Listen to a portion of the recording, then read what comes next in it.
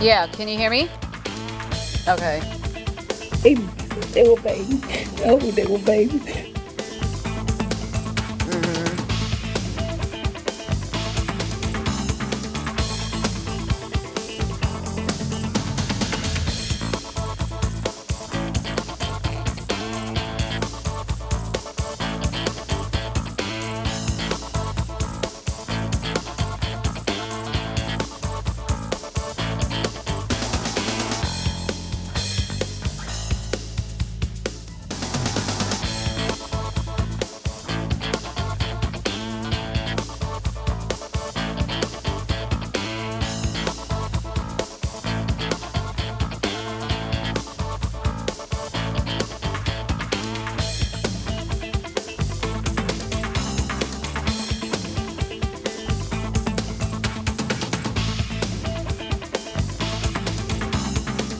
Yeah. Okay, good. And there he is. That's the CEO right there.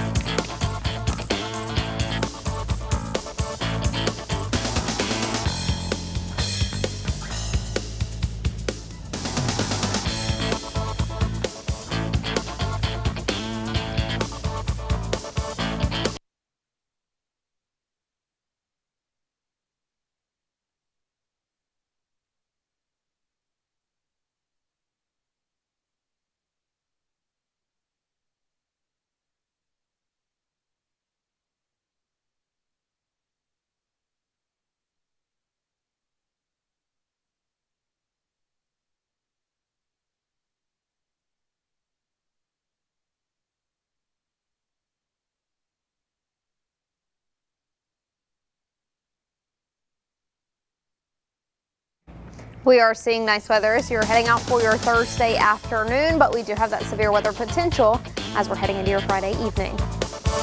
There's new information on the Oxford man found dead in Yalobusha County. We'll share with you what the coroner told me.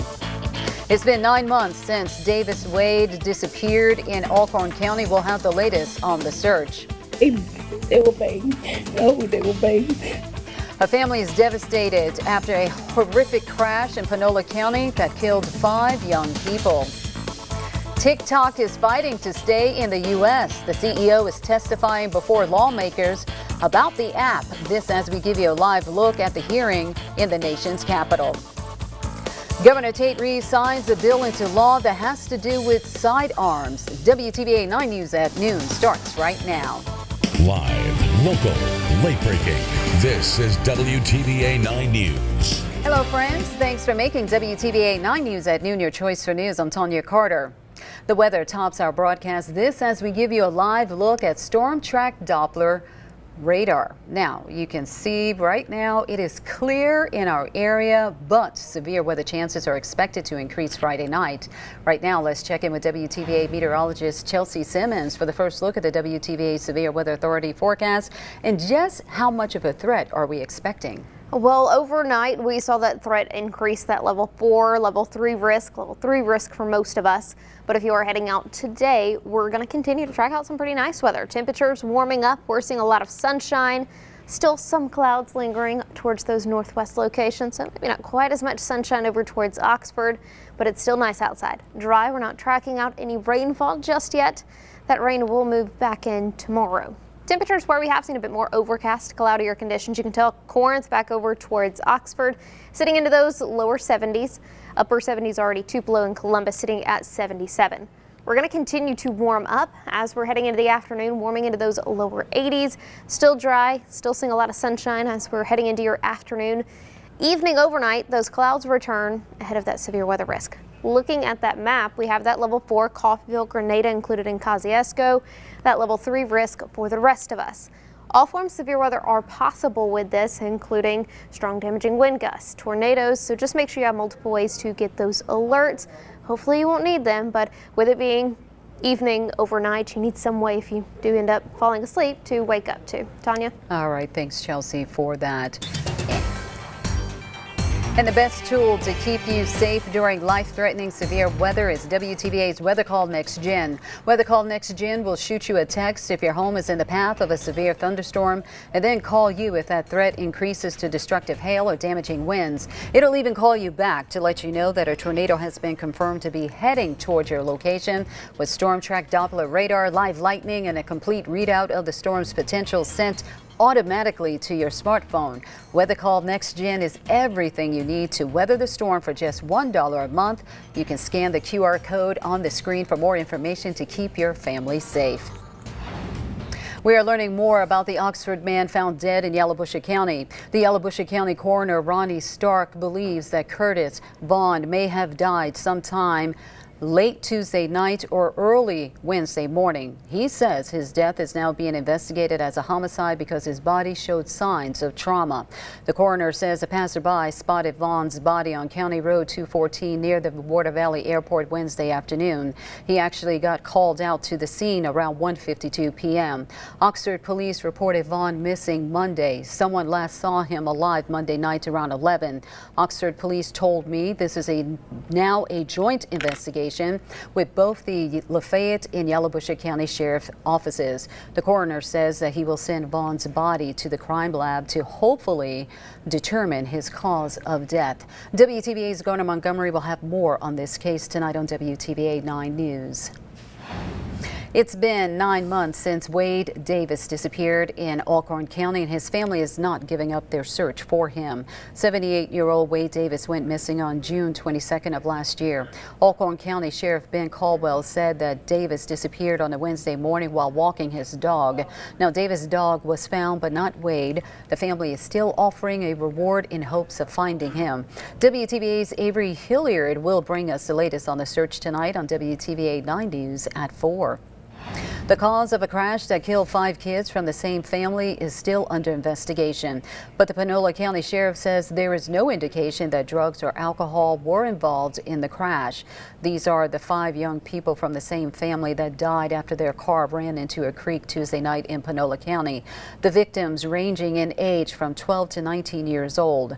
Only one person survived, a 14-year-old girl who swam from the submerged car to the creek bed and flagged down passing drivers. The small community mourning the loss with balloons flapping on a highway sign. New at noon, TikTok CEO is testifying before the House Energy and Commerce Committee right now. This is a live look inside that hearing in the nation's capital. CEO Shu Chu told lawmakers that the app's parent company ByteDance is not an agent of China. He is actually trying to avert a government ban on TikTok. More than 150 million Americans actually use the app every month, but lawmakers are concerned it poses a threat to national security. The company has already started deleting data from its proprietary servers in Singapore and Virginia. It's all part of a $1.5 billion security overhaul. Governor Tate Reeves recently signed a bill that would allow families of fallen law enforcement officers to get their sidearm. Now here you can actually see video from a recent funeral for a Tupelo police officer who recently died. That is Captain Brett Moyer. Governor Reeves signed House Bill 281. He says this is one more small thing that our state can do to honor the fallen and recognize the sacrifice of the families they left behind. If your children love reptiles, maybe they want to become a vet. There's an open house this weekend at Mississippi State. We'll tell you more about it in a live interview still to come.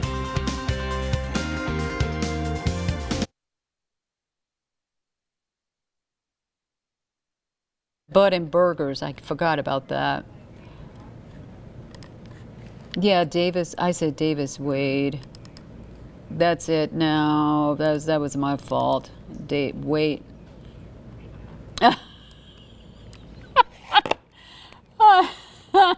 I know, that's my fault. Sorry. Wade Davis. I got it. No, I got it. All right, what time are we back? I'm thinking.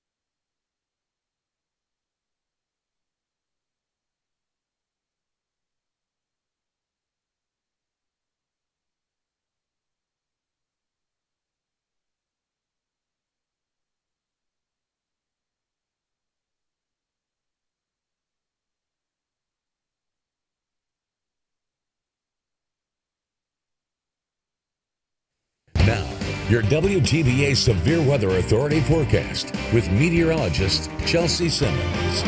Chelsea is back with another look at our forecast. And Chelsea, we already have one event postponed because of tomorrow's threat of severe weather, the Bud and Burgers in Tupelo. So just how bad is the weather expected to get? Well, the storms are moving in for the evening time, so any of those plans you may have for your Friday night going into your evening could be impacted by some of those storms. All forms of severe weather are possible, which I'll kind of break down for you the timing of those storms on Storm Tracker here in just a moment. But today's nice outside, so make sure you get outside, enjoy it, maybe have your severe weather plan already in place before tomorrow. As we're heading out, we're not tracking out any rainfall. Still a few clouds out there. You can see out of those MDOT traffic cameras in Tupelo. Traffic is still flowing smoothly for your lunchtime, so if you're heading out for your Thursday afternoon, enjoy the warmer weather as well. Temperatures for some places where we have seen more clouds. You can see the temperature difference a little bit cooler. Oxford sitting at 72 degrees, also up towards Corinth at 72. 77 in West Point, 76 down towards Louisville, and for those places in Columbus, sitting at 77. South winds starting to bring in a little bit more of that moisture. The added moisture, the warmer weather, that's just going to be fuel for those thunderstorms, that severe weather going into tomorrow. As we're heading into the afternoon time today, looking towards 3, 5 o'clock, lower 80s. And we are well above where we should be for this time of year. And so that is what causes or leads to a little bit more of those stronger storms, more instability with that. That severe weather risk, Coffeyville down towards Winona, Kosciuszko, back out towards the west under that level 4. Level 3 risk for the rest of us. The timing on that is really after that sun sets tomorrow. Still mostly clear skies throughout the rest of the afternoon time today. A few passing clouds to the north, but we will continue to stay dry through most of the overnight. Into early Friday morning, there 5, 6 a.m. A few showers out there. Very light greens. We're not seeing anything that's too heavy, too widespread. We'll continue to see that rainfall just in the way of rain for your Friday morning time, getting closer towards your lunch. Heading into the afternoon, we're already starting to see a bit of a clearing. Clear skies before those storms adds more fuel, adds more instability to the atmosphere.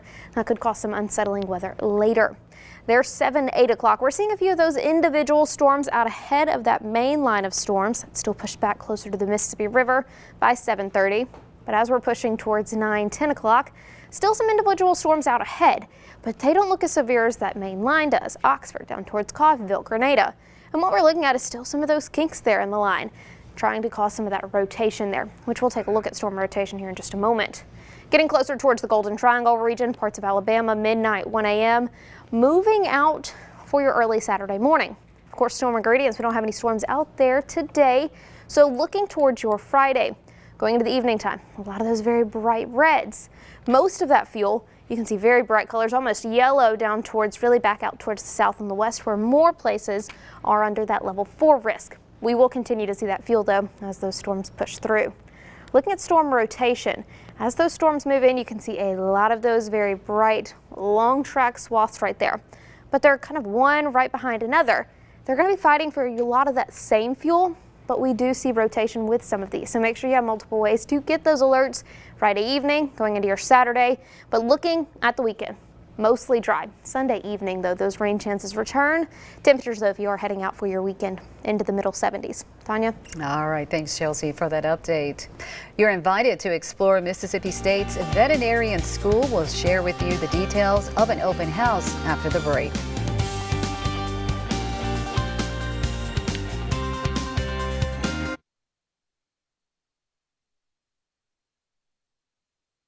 Is there any way you can do...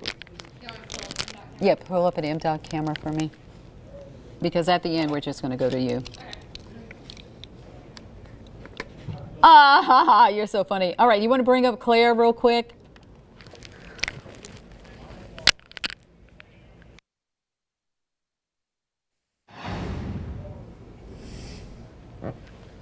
No. Hey, Claire. Hey,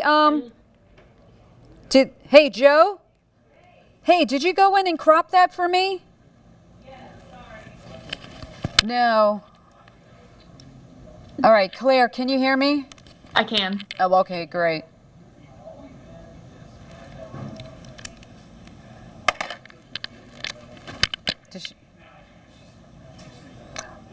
Yeah, if you want to take down the light. Look, those kids are so sweet. Look at them. You're so silly. Look at the little poo-poo. Look at the little puppy. Reminds me of Cora. You'll take the puppy but no snake. And look at the little one pretending to operate on the little dog, the little stuffed animal. Huh? I know. This 115. That is so sweet. She's pointing at the turtle. Or he.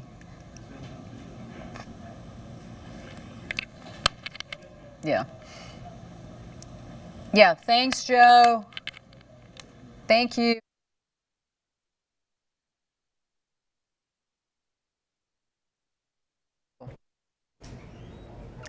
Yay. Thanks, Joe.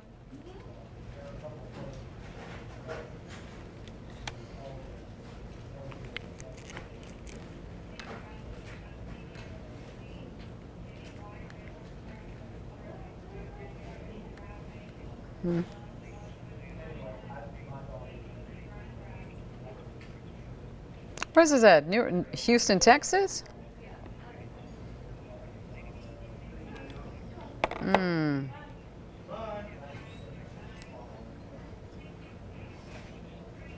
Fox just sent that down. What happened?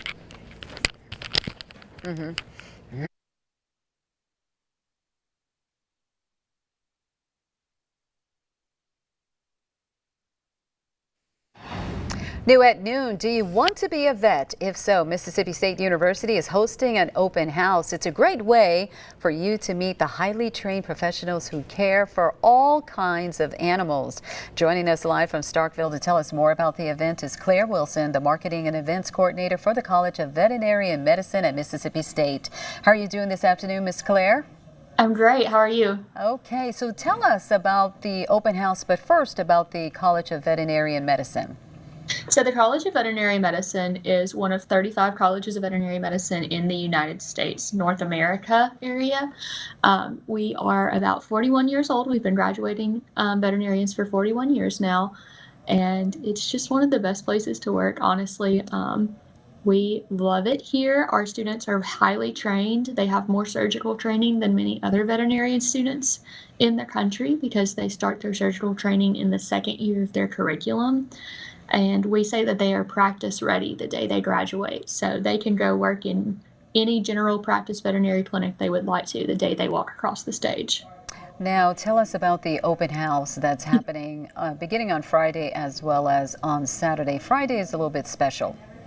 Right. So open house is a thing we've been doing for 36 years of the 36 of the 41 we've been open, sorry. And it is an opportunity for us to open our doors to the community and hopefully inspire the next generation of veterinarians. On Friday, we'll open the building only to registered school groups. So we've got school groups coming from around the state of Mississippi as field trips, sort of, and they'll come walk through the building and they'll go to all of our exhibits. We have 20 exhibits ranging everything from animal nutrition to exotic animal medicine and surgery, and we have a petting zoo and all of these things, but they'll have a station that they go to and they learn everything there is to know about that particular area of veterinary medicine at the station on their own level. So we're kind of tailor it to whether they were talking to a kindergartner or we're talking to a senior in high school. On Saturday, however, we fully open the doors to the public from 9 a.m. to 4 p.m. Anyone that's in the Starkville area that would like to come see it is more than welcome to. And you can absolutely still go on our amazing race. That's the theme this year. And take your route through the vet school and go to all of your stations and get a passport. Or you can just kind of do it leisurely at your own pace. Wow, that is like so interesting. So is the amazing race. How big is the veterinarian school? We fit 11 acres in one building. Okay.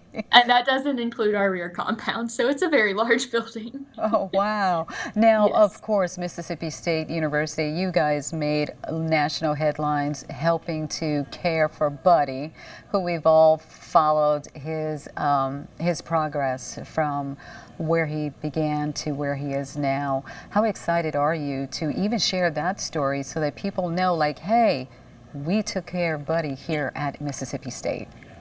Buddy was such a fun case to share and to really get the attention of the world and get eyes on Mississippi, and especially Mississippi State University.